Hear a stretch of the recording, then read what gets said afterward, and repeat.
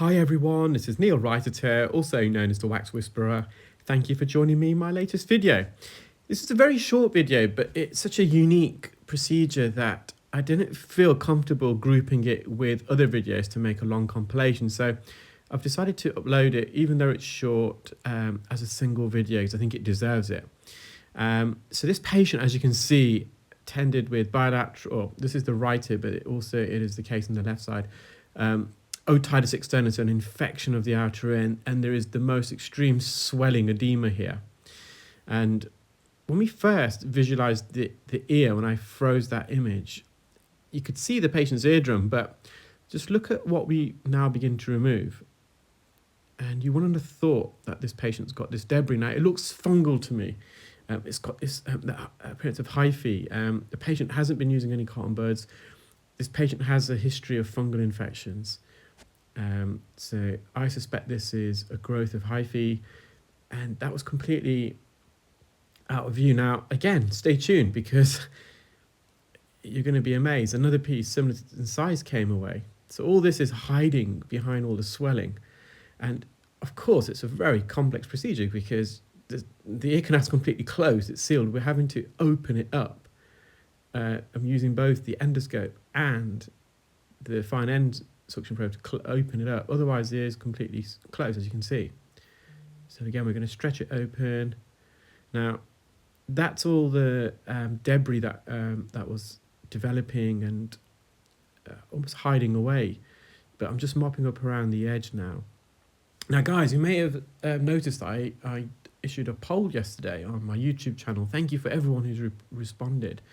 I am in the process of uploading another video to my other YouTube channel, Clearwax. So if you want to learn a bit more about why I conducted that poll, and also to learn a bit more of a background history about what I used to do as an earwax removal specialist when I first qualified, and how my practice has evolved, just swap over to the Clearwax channel afterwards. The link's in the description if you're watching on Facebook and YouTube. And it's about a 16-minute video, so it gives me more time to discuss the reasons behind the polling I performed yesterday. And also just a bit of a history of my development as an earwax removal specialist. It will kind of make sense why I'm going to discuss that in that particular video. So there's just some crusted dead skin here. I'm in the ear, so I just thought, let's see if I can remove it. That bit was just a bit too crusted, so I'm going to try again. Of course, we don't want to be softening. We don't put any fluid in this ear at the moment because of all the swelling. They have been referred. This patient, obviously, this video is quite an old video, if truth be told. Saw the patient a while ago, but yes, we, of course, referred onwards. The first time, I think this is the second time they saw me, actually. I think they had an infection a year or two before. They already have a private ENT specialist that they visit, but they just wanted me to clean their ear out first. And then we've written to the ENT, and they're going to get, hopefully they were sorted. I'm pretty sure they were, because not heard back from the patient. So that's the patient's eardrum.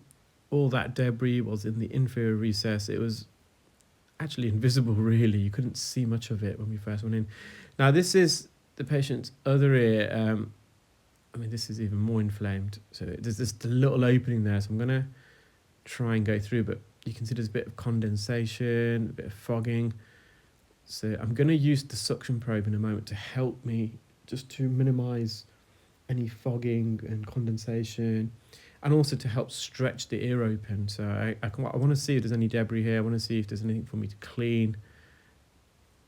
Again, and believe it or not, me removing that debris from their other ear made a huge difference to the patient. They felt they could hear significantly better. You wouldn't have thought that because of how swollen the ear was. And you can see there's nothing there. There's no debris. So the suction probe, as I said, it helped not only to stretch the ear open, but also it helped to demist the lens of the endoscope. So I'm just going to go back in again, just with the endoscope this time. Just going to go through.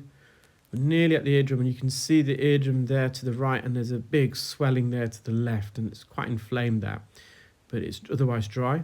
Well, I hope you enjoyed that video, guys. As I said, it was a short video, but I found it very interesting. So take care. Speak soon. Bye.